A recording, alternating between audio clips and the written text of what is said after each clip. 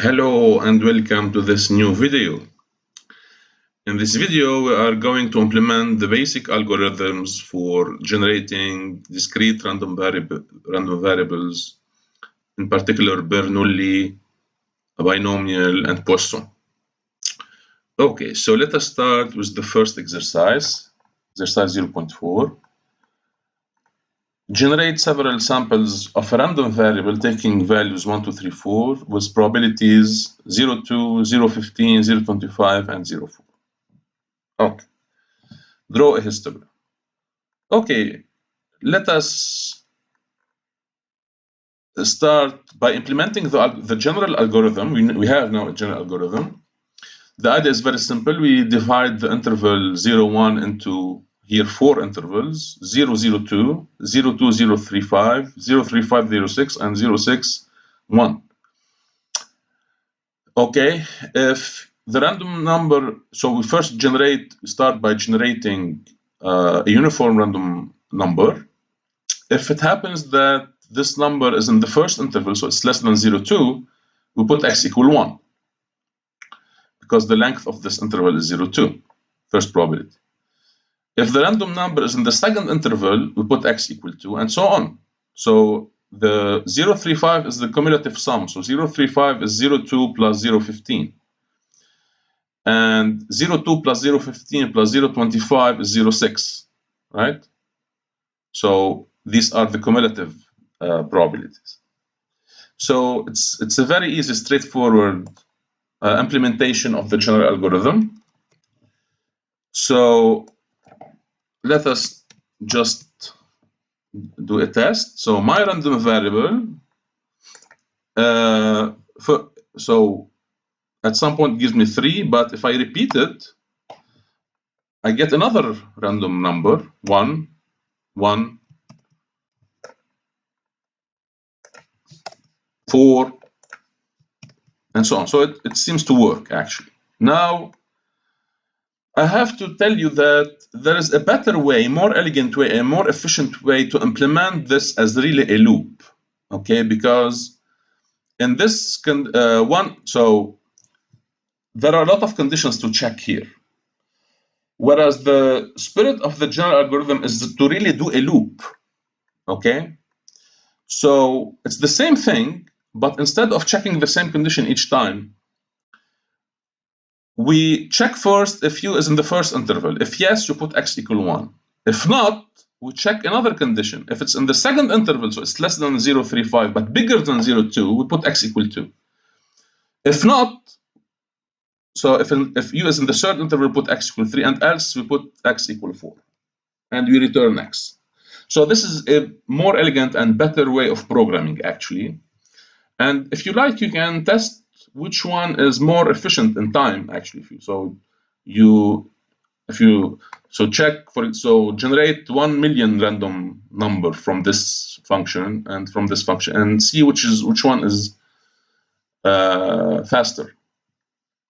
Okay, so now we have a better way to write this, but it's the same thing. Okay, and now I'm going to see the proportions. I'm going to generate 1,000 random numbers from this distribution, and I'm going to see what are the results.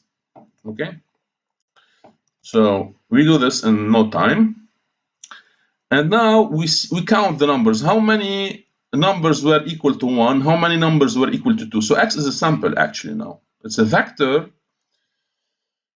with 1,000 random numbers between 1 and 4, but with different probabilities. It's not uniform, actually.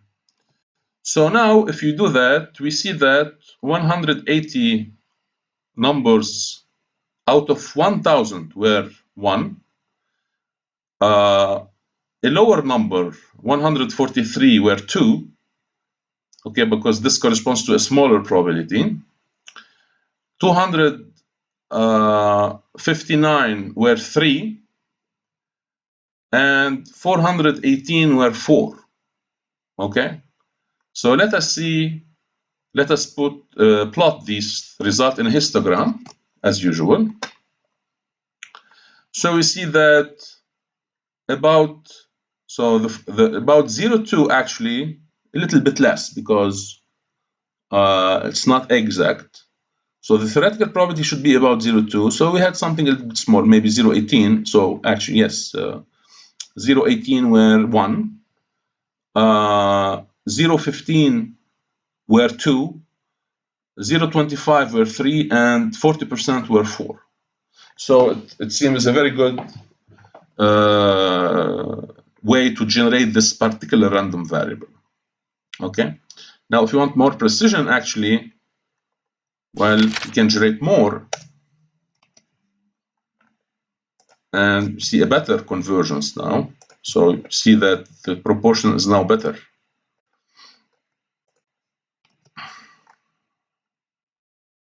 Yeah. So we have a better approximation now. Okay. Yeah, we did that. And now, fortunately, in NumPy and SciPy, there are built-in functions that generate any discrete random variable you like. So if you have, but you have to possess the values of the random variable together with the probability. So you put all the values in one vector, call it elements, you can call it anything, here 1, 2, 3, 4. And you have to give the corresponding probabilities in a vector. Okay, and then you use the function random.choice, numpy.random.choice. You put the elements, you precise the size you want to, how many random numbers you like, you can actually, if you like, you can put a matrix here, and you have to precise the probability. This is the syntax, very easy. Okay, so let us test this with the histogram, and you get something very similar to the one before. Okay, you can take a bigger number if you like here. Okay, so in practice, I suggest that you use this choice function rather than, but it's a good exercise for us to really understand the algorithms. Later, you'll, of course, if you want to do stochastic simulations, you just use built-in functions.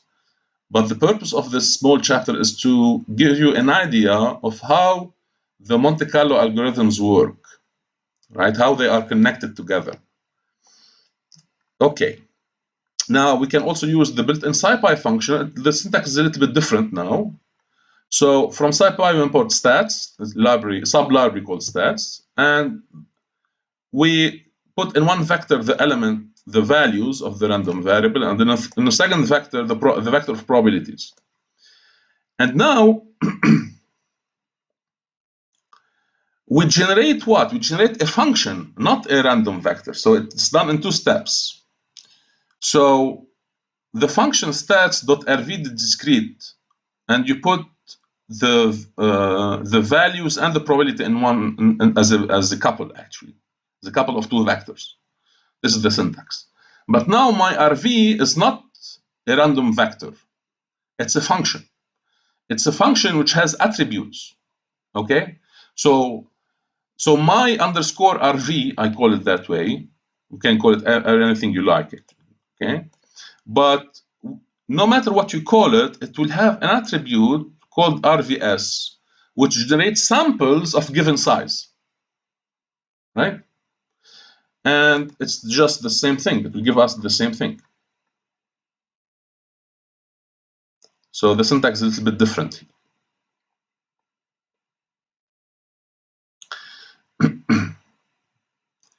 Okay. That's it for the first exercise. I hope it's clear. Now, in the next exercise, I didn't do it actually because I want you you do it actually to test your understanding. I want you to generate a large number of Bernoulli and binomial random variables and do the same thing as with histograms and see what happens and gets larger and larger. So I want you to implement the algorithm that I explained in the last video. Okay, but once again, there are built-in functions. So if you want to generate a binomial, so Bernoulli is a particular case of a binomial, of course, with parameters n equal 1. So so you can just use the numpy.random.binomial with parameters np and the size. You specify how many random numbers you want, or if you like a matrix, you can do that. And then you plot everything in a histogram. So here actually I just took a binomial random variable, just take two values, 0 and 1, and it takes one with probability 0.3, 30%. Okay, so the successes are 30%, the failures are 70%. Okay. This is the first. Of course, you can use so suppose that now you want to generate a binomial random number with n equals 6 and p equals 0.5, half, just to be symmetric. So we can use the numpy.random.binomial, and we get something like that. So here the values are 0, 1, 2, 3, 4, 5, 6. And it has a nice symmetric shape because the probability is half, actually, in this case. So I suggest that you try other values to really see what happens. And, well, let us count how many values were 0, how many were 1, and so on up to 6. If I run this code, I get these values. So around 1.4% were 0, 9.6% were 1, 22 per 9 were 2, 34% were 3, and so on. Okay, so these are, so if you sum all these, you get 1 actually.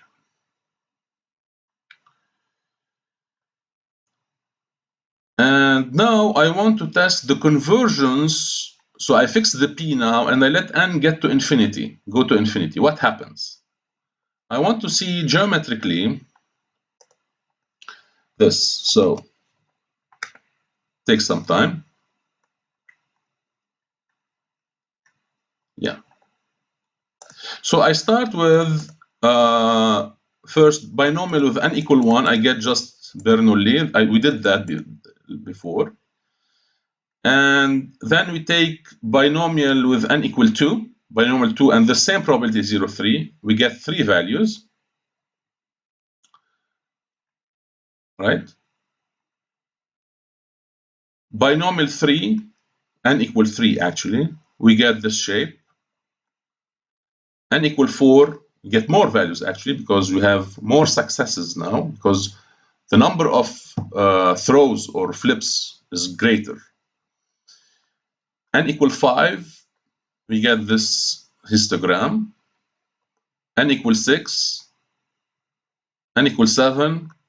So do you see what's happening? 9. What do you observe? N equal 11.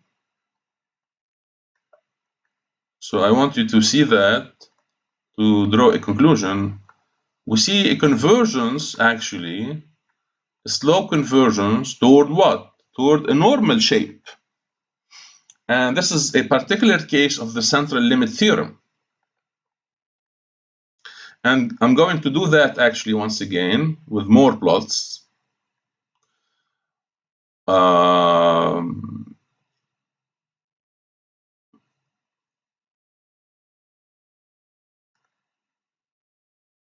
Yeah, I put everything in one figure actually to see the convergence.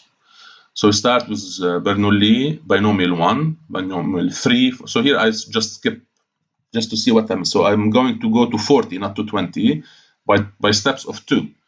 So n equal 1, n equal 3, n equal 5, 7, and so on. So here you see graphically, I hope that you see the convergence toward a normal shape, right? So already for n equal 39, we are very close to a normal distribution. And this is a particular case of the central limit theorem. So here p is fixed and n goes to infinity. Okay. Now, of course, you can use the Sci-Fi, same thing. Actually, I didn't do it, but you can use the Sci-Fi if you like, with a different syntax. NumPy is enough. And so this concludes the second exercise. And now we move to Poisson random variables. So I give you in the lectures an algorithm, which is a particular case of the general algorithm. So I just take, for simplicity, I take lambda equal 2. You can take anything if you like. And we are going to implement this algorithm, okay, with an infinite loop, right? I explained that in the lectures. So we already imported these. We don't need them. And this is one implementation of the Poisson algorithm with parameter lambda. So I just define a function called Poisson. You can call it anything you like. You choose that. As long as it's not a keyword, you can call it anything you like. So we just implement this algorithm. First, we generate a uniform random number. We put I equals 0. P equal the exponential of minus lambda. Now, we cannot use lambda because lambda is a keyword. So it's in green now. We cannot use lam. So we can use LAM or LMB or mu if you like. So P is the first probability. It's P0 if you like. And F is the cumulative sum of probabilities. So we start with F equal P and X equals 0. And I told you that because there is no goto statement, we just do a loop, a while loop. So as long as U is bigger than F, we enter the loop. We update the probability and we update the cumulative sum of the probability as well. And we update the index, we add 1. And we put X equal Y, I. And we repeat the loop until we are in the right interval.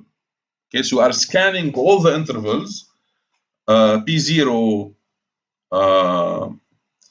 P0 plus P1, P0 plus P1, P0 plus P1 plus P2, and so on. Okay? In theory, there are an infinite number of such subintervals with smaller and smaller length. But in practice, this loop will terminate, okay, because extreme values will happen with smaller and smaller probabilities. So this is one way of implementing the Poisson function. And now let us generate, for example, 15. Let's see. Okay, I took Poisson. I took lambda. This is for any lambda. So if I want to just test it for lambda equal 2, let us say. So I'll just take Poisson of 2. Actually, I can put a default lambda equal 2 here if you like. It's not important. And now just generate 15 numbers, Poisson random numbers, and compute their mean.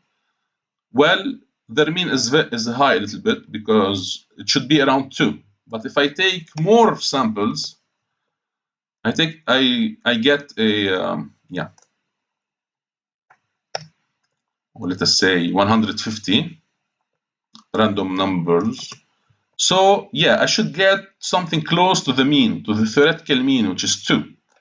Because lambda here has the expectation of a Poisson random variable is 2, is lambda in this case, right?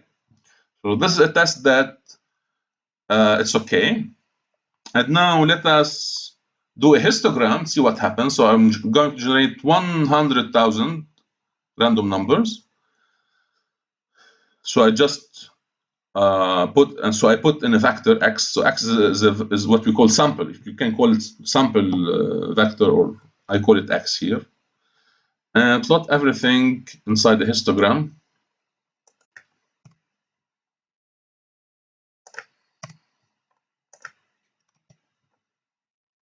Yeah, and I get this Poisson histogram. So you see that the majority were about between 1 and 3, around the mean, right? And higher values are actually we have higher values like 8, 7, but with smaller and smaller probabilities. So let us see, for example, how many numbers were equal to 12. In principle, this Poisson random variable takes all integers value, but with smaller and smaller probabilities. So if we do this, what do we see? We see that about 5,000 random numbers were equal to 0 and much bigger. So the big numbers are between 1, 2, and 3. These are the where the most numbers occurred. And for example, we had 10 numbers which were equal to 12. Well, let us see how many were equal to 15.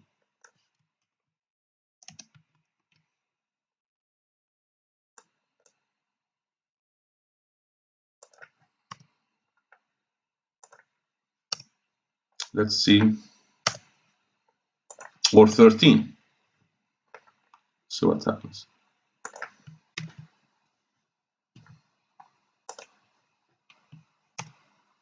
Yeah. So I'm going to print all this. I think I have an error here.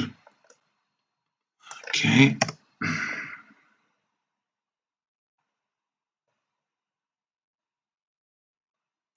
So I'm going to print everything. Okay. Let me just print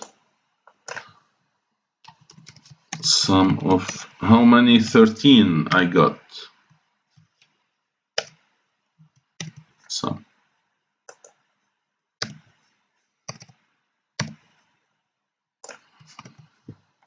yeah, I got one number with 13. But if you look at the other values, for example, the biggest is about the mean, which is 2. So you see a very big difference. So 22,490 were about 2, and just one was 13. 14, 0. Okay. Now we may get 14, but we have to increase the number actually. Okay, so let us take 1 million this time.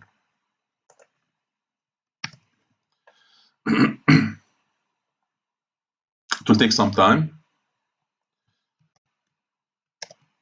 Yeah, it works. And now let us see with 14.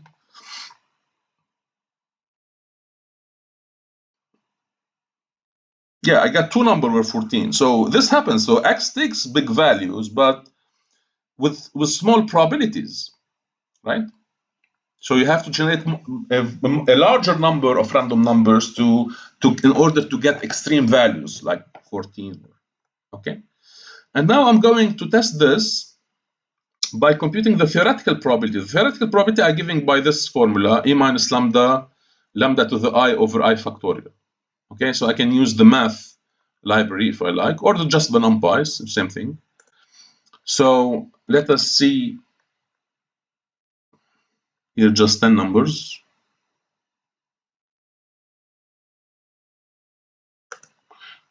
Just 10. And yeah, let me take lambda equal 2.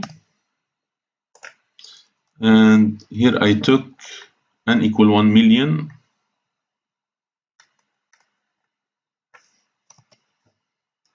And let's see.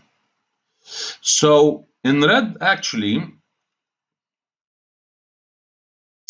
so I have two vectors actually. The vector of the sample x, and so x is a sample of Poisson random variable with size 1 million.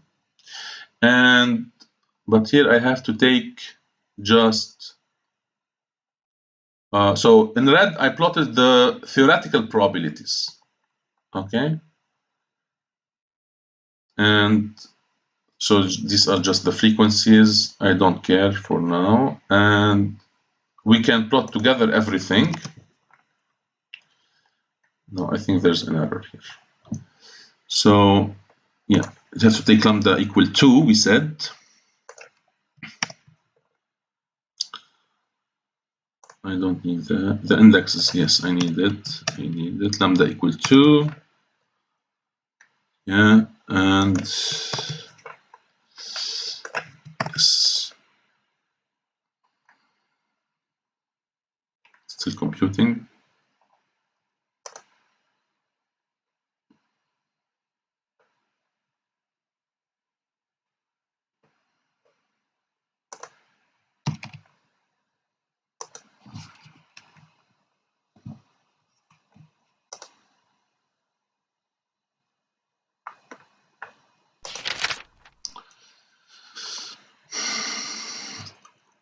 I want to plot the theoretical probabilities and the sample frequencies on the same diagram, and I get a very good agreement between the theoretical probabilities and the frequency of the simulation.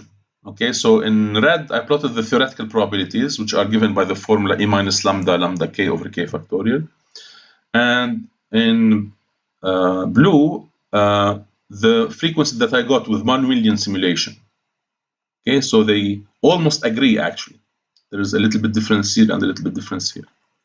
So it means that the algorithm is very good. This is a test for the algorithm actually. And if you use the Sci-Fi library, you can, instead of programming this formula, the theoretical probability, you don't need, because it's built in actually. So it's built in. So if you use the Sci-Fi library as we did, okay, so we generate, so here I took m equal 3, but let us take it 2.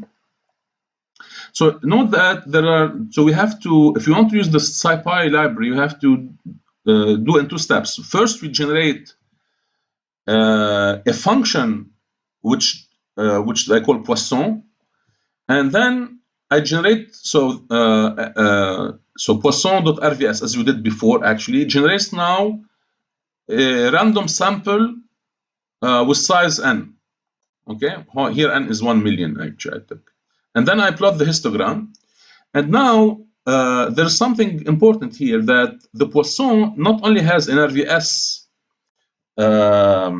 attribute, it has a PMF attribute. So the PMF, actually probability mass function, okay, computes for you these theoretical probabilities. So it's built in, it's already programmed, you don't need to do it. Okay, so you just compute the theoretical probabilities by using Poisson. I call it Poisson, but you can call it anything, something else. So this random variable, this function that you generate with Sci-Pi has an attribute PMF. So you can just compute this, right? And you plot the histogram now. Yeah, and you get something very close to what you obtained earlier, right? We can try different, actually, let us see what happens if mu equals 3. It will be a different diagram. Yeah, so you see here, we see that the majority of the numbers were between 1 and 4 or 1 and 5. So we have 2 peaks here. If we augment the lambda, for example, lambda equal 4,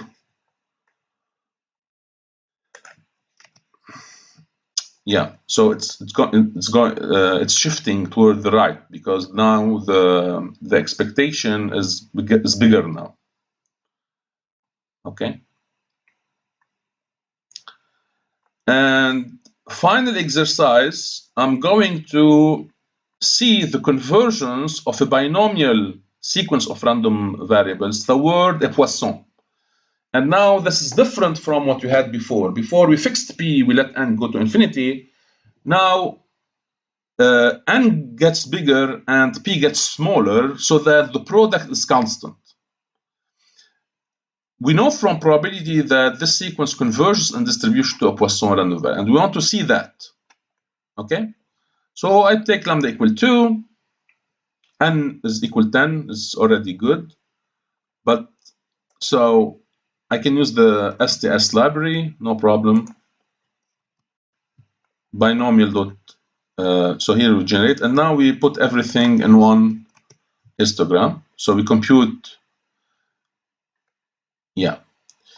So when we took n equal 5, n equal 10, sorry, it's not so big. So we see a little difference between the sample and the theoretical probability. Okay, actually in blue I plotted the binomial, right?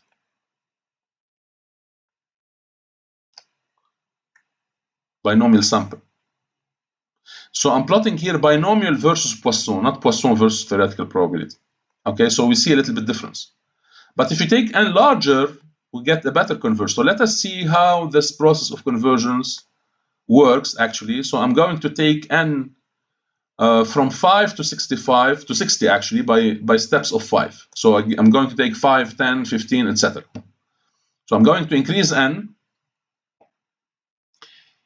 and the probability is also going to be divided by n, right? So I take mu equal 2 and I'm going to divide by n, right?